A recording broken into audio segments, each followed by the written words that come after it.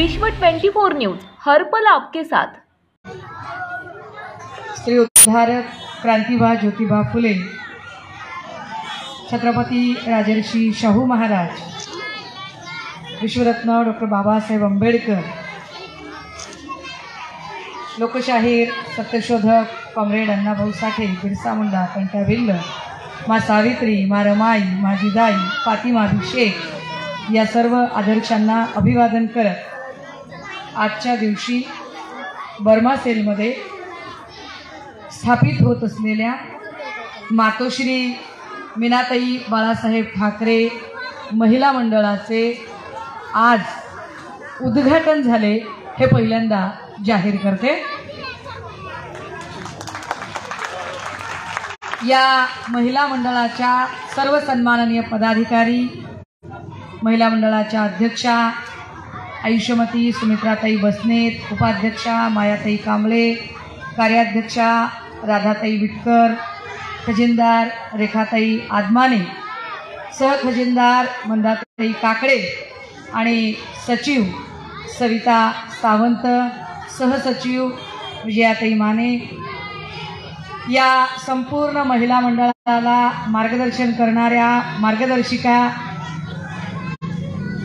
सौ किरणताई जठार, या मंडळाचे संस्थापक अध्यक्ष किरण जठार, या कार्यक्रमासाठी आवर्जून उपस्थित असलेले सर्व शाखा पदाधिकारी, मान्यवर पदाधिकारी आणि आपण सर्व भावांनो आणि बहिणींनो, खरं तर आज हळदी कुंकाचा कार्यक्रम आहे आणि या निमित्ताने एका चांगल्या महिला मंडळाची सुरुवात इथं होत आहे। माझ्या समवेत आम आदमी पार्टीच्या महत्त्वपूर्ण पदाधिकारी या मंचावर उपस्थित आहेत। आमच्या लक्ष्मीताई इथं उपस्थित आहेत, इकडे आमच्या नगरसेविका ताई आणि इतर सदस्य मान्यवर उपस्थित आहेत।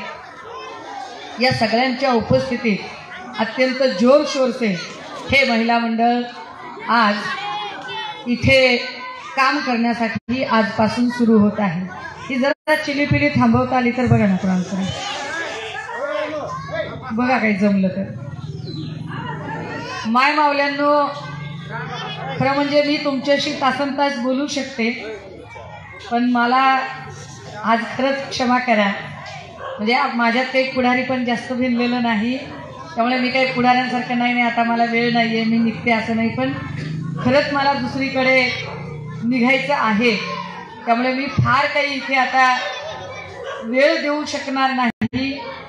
मात्र एक नक्की आहे की महिला मंडळ म्हणून काम करताना मला याची कल्पना आहे की चूल आणि मूल सांभाळणाऱ्या किंवा गृहिणी म्हणून काम करणाऱ्या आणि अत्यंत मर्यादित जग असणाऱ्या, जमेल तशी आपल्या घरातली सगळी कामं आणि काबाड कष्ट उपसणाऱ्या आपण सगळ्या माऊल्या या महिला मंडळाच्या सोबत असणार आहात आणि या महिला मंडळाच्या पदाधिकारी सुद्धा कुठल्याही कॉर्पोरेट जगातून आलेल्या नाही, तर त्या तुमच्यापैकीच आहेत। फरक फक्त एवढा आहे की तुमच्यापैकी असणाऱ्या काही जणींनी एक हिंमत दाखवली, एक धाडस केलं की आम्हाला पुढे यायचं आहे आणि आम्हाला काम करायचं आहे। काय गरज होती बरं त्यांना हे सगळं करण्याची? जेव्हा मी त्यांच्याशी बोलत होते तेव्हा माझा पहिला प्रश्न होता, तुम्हाला मुळात का करायचंय हे सगळं? तर त्या एकमेकींकडे बघायला लागल्या। मी म्हटलं नेमकं काय कारण, काय कशासाठी तुम्हाला हे महिला मंडळ काढायचंय, का काढावं असं वाटतंय? म्हणजे असं पहिल्यांदा घडलं असेल की इथे कुणीतरी माणसं आली आहेत आणि त्यांना महिला मंडळ काढायचंय, चला तुम्हाला महिला मंडळ काढून देतो असं म्हणण्यापेक्षा बायका स्वतःहून पुढे आल्या आणि त्यांनी स्वतःहून सांगितलं की आम्हाला हे महिला मंडळ करायचं आहे। आणि ते का करायचं आहे तेव्हा पहिल्यांदा त्यांना 2-3 मिनिटं त्या गडबडल्यासारख्या झाल्या, कदाचित त्यांना ते नेमक्या शब्दात मांडता येत नव्हतं, परंतु हळूहळू जेव्हा त्या बोलत्या झाल्या, मग त्यात आमच्या सुमित्राताई होत्या, आमच्या राधाबाई होत्या, मायाबाई होत्या, आणि या सगळ्यांनी जेव्हा मांडलं तेव्हा मला लक्षात आलं की अरे या इथल्या कदाचित युवकांपेक्षा जास्त जागरूक आहेत का? कारण इथे काही अडचण आली, कुठेही खुट्ट झालं आणि पोलीस इकडे आले की इथे अडचण आली की बोलायचं कुणाला, हा पहिला प्रश्न आहे. कुठेही काहीही प्रॉब्लेम झाला आणि लगेचच गुन्हेगार म्हणून संशयाची सुई बर्मासेलच्याच कन्याभांड पोरांवरती जर वळत असेल तर न्याय कुणाला मागायचा, दाद कुणाला मागायची, हा प्रश्न होता. आणि त्या बायका म्हणाल्या की ताई आमच्या पोरांना कोण वाली आहे, आमच्या पोरांच्यासाठी कोण असेल. मग आता आज माझ्या पोरावर बितली, उद्या त्याच्या पोरावर बितते, उद्या हिच्या पोरावर बितते. आणि मग असं सगळं झाल्यावर आम्ही एकमेकींच्या तोंडाकडे बघत राहतो. त्यापेक्षा आम्ही एकत्र आलो तर आम्ही एकत्र येऊन अशा सगळ्या गोष्टींचा सामना तर करू शकतो, पण एकत्र येऊन आम्ही आमच्या पोरांच्यासाठी काही उभं करू शकू का. माय मावल्या हो, हे नीट समजून घ्या. तथागतांनी वज्जींना संदेश देताना सांगितलं होतं की वरचेवर एकत्रित येत चला. वरचेवर एकत्रित आला तर तुमची संघशक्ती वाढेल. तुम्ही एकत्र येता, तुम्ही कुणाच्या बारशानिमित्त एकत्रित येता, कुणाच्या डोहाळ जेवणानिमित्त एकत्रित येता, कुणाच्या लग्नात एकत्रित येता. आणि एकत्रित आल्यावर काय करता, तुम्ही एकमेकींच्या अडीअडचणी विचारता. सहज बोलताना तुमचं चालू असतं, जमलं का ग तुझ्या लेकराचा जन्म, तुझ्या लेकराचं लग्न जमलं. किंवा एखादी म्हणते अगं तुझ्या पोरग पास झालं का, लागली का नोकरी. किंवा अजून कोणीतरी विचारत असते माझं दुखणं बरं आहे का. एकमेकींच्या सुखदुःखाची चर्चा तुम्ही करता. ईरधईचे तीरधई एकमेकींशी तुम्ही गप्पा करता. ईरधईचे तीरधई जेव्हा गप्पा होतात, एकमेकींच्या सुखदुःखांबद्दल बोलता, त्यावेळेला तुमचा ऋणानुबंध अधिक घट्ट होत जातो. जितका ऋणानुबंध घट्ट होत जातो तितके तुमची संघशक्ती वाढत जाते, तुमच्यातला एकोपा वाढत जातो. आणि तुमचा एकोपा किती महत्वाचा असतो तर तुम्हाला समजेल अशा सोप्या भाषेत सांगायचा प्रयत्न करते. अगदी तुम्हाला समजेल अशा भाषेत. तुम्ही कधी द्राक्ष खरेदी करायला गेलात, आता द्राक्षाचा सीझन आलाय, तुम्ही जर द्राक्ष खरेदी करायला गेलात ना तर गाड्यावर जर द्राक्ष असतील आणि तुम्ही जर त्या द्राक्षवाल्याला जर भाव विचारला, दादा काय भाव दिले, तर द्राक्षवाला सांगत असतो हे 30 रुपये पाव आहे आणि हे आहेत ना हे 20 रुपये पाव आहे. तुम्ही लगेच म्हणता अहो द्राक्षासारखी द्राक्ष आहेत की, मग ह्याला 30 रुपये आणि याला 20 रुपये का बरं. आणि द्राक्षवाला सांगतो ताई हे 30 रुपयेवाले जे आहेत ना हे एका गुच्छात आहेत, एकत्र आहेत. हे जे 20 रुपयेवाले आहेत ना हे विखुरलेले आहेत, हे सुटे आहेत. विखुरलेल्या द्राक्षांची किंमत कमी असते. जे एकत्र असतात, जे ताकदीनं असतात, जे एकोप्यानं गोळ्यामेळ्यानं एका फांदीवर राहतात, त्याची ताकद जास्त असते.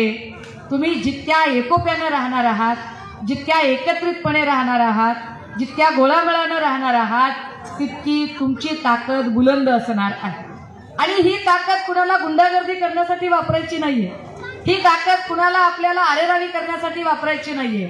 ही ताकद तुमच्यासाठी एकमेकींना सहकार्य करण्यासाठी भविष्यात या महिला मंडळाच्या माध्यमातून काही चांगले उपक्रम करता येतील का, या महिला मंडळाच्या माध्यमातून महिलांच्यासाठी काही उद्योग उभा करता येतील का, काही आपल्याला एखादी योजना इथे राबवता येईल का, यासाठी म्हणून हे महिला मंडळ कार्य करत राहावं अशी माझी अपेक्षा आहे.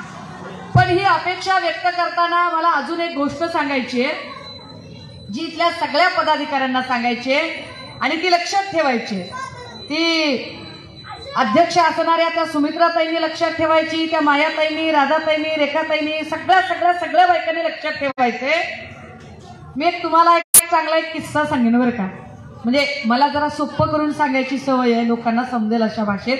त्यामुळे जरा किस्सा सांगते की तुमच्याकडे बायका कधी येतील, तुमच्याकडे लोक अडचणी घेऊन कधी येतील, तुम्ही लोकांना आपल्याशा कधी वाटाल, तुम्ही लोकांमध्ये कधी मिळून मिसळून राहू शकाल, तर मुळात तुमची वाणी सम्यक असेल तर, तुमचं बोलणं गोड असेल तर, तुमच्या बोलण्यात विश्वासार्हता असेल तर. उदाहरणार्थ सोपं करून सांगायचा प्रयत्न करते. झालं असं की एक म्हातारी होती, तिच्या म्हातारीने आपल्या सुनेला सांगितलं, माय शेजारच्या घरात जा आणि विरजनाला ताक घेऊन ये. सून शेजारच्या घरात विरजनाला ताक आणायला गेली. ती ताक आणायला गेली. ती आता त्या वाड्यात एंट्री करणार होती, पण तिने बघितलं की दारात अंगणातच एक लेकरू बसलेलं आहे. एक साधारण 4-5 वर्षाचं लेकरू, काळं भिल लेकरू, असा एवढ्या मोठ्या डब्यामध्ये दुधाचा काला चुरून ठेवलेला, नाकातला शिंबूड तोंडात चाललेला, डोळे सगळे काजळाने लिडबिड झालेले. लेकराचा हात कधी शेंबडात, कधी तोंडात, कधी त्या दुधाच्या काल्यात. माशा घो घो घो घो घो घो करायला लागलेल्या. बाईला बघून कसंच झालं आणि बाई एकदम म्हणली, अवे धुरपतात्या. एकदम म्हणली, अवे धुरपतात्या, काय माय आमच्या घरी आल्यावर लई स्वच्छता करता आणि घरात बघा कसं गडढ्यान गचाळ लेकरू ठेवलंय. घरातल्या म्हातारीला राग आला. आपल्याच दारात येऊन आपल्याच लेकराबद्दल कोण बरं असं बोलत असेल. बाई रागारागात बाहेर आली आणि बाई म्हणाली, कोण ग तू? ती म्हणली, मी कोण माय? शेजारच्या यशवदा आत्याची सून आहे. आणि कशाला आली होतीस? मी कशाला येऊ? आत्याबाई म्हणल्या, विरजनाला ताक घ्यायला आले, तर हे असं गरम लेकरू बघितलं.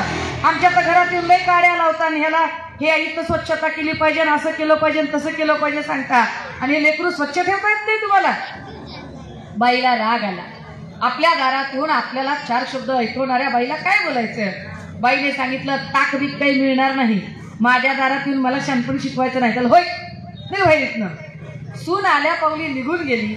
सासूने विचारलं, आणलंच ताक? सून म्हणाली, नाही जी. का आणलं नाही? सुनेने घडलेला सगळा प्रसंग सांगितला. सासू म्हणाली, कळलं किती फटक्या तोंडाची असते. आता मग म्हणली, मी ताक जाऊन आणते. सासू आता विरजनाचं ताक आणायला गेली.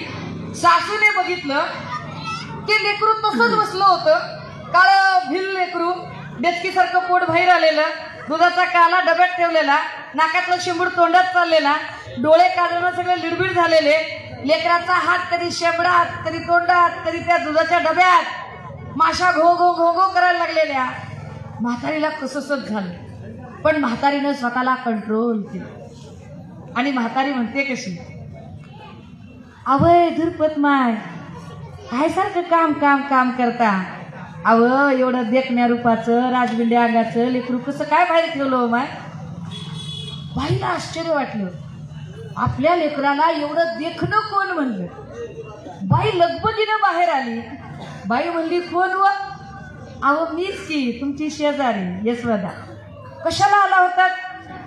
माय मी कशाला येऊ? आपली सदत चालली होते. आलीये ताक मागायला. सांगते काय? माय सदत चालले होते बघा. माय एवढं आंबली अंगाचं, राजबिंड्या रूपाचं, एवढं देखणं लिकरू बघितलं. माय माझा पायच हल्ला आहे बघा इथून. बाईला कसं एकदम शरमल्यासारखं झालं. बाईनं लगबगीनं लेकरू उचललं, कडेवर घेतलं, पदराने लेकराचं नाकतोंड पुसायला लागली. तोवर तर म्हातारीची एक बॉल टाकला, पुढचा बॉल लगेच पुढे तिने बोलायला सुरुवात केली. तुम्हाला माझ्या गळ्याची आण आहे बघा, एखादं काम कमी करत जावा, पण एवढं राजबिंड्या रूपाचं, एवढं देखणं लेकरू असं बाहेर ठेवत जाऊ नका. अहो कुणाची नजर कशी, कुणाची नजर कशी, आल्या मेल्याची, कुण्या गेल्याची नजर लागली लेकराला, तर लेकराला एक काजळाचा टिकला.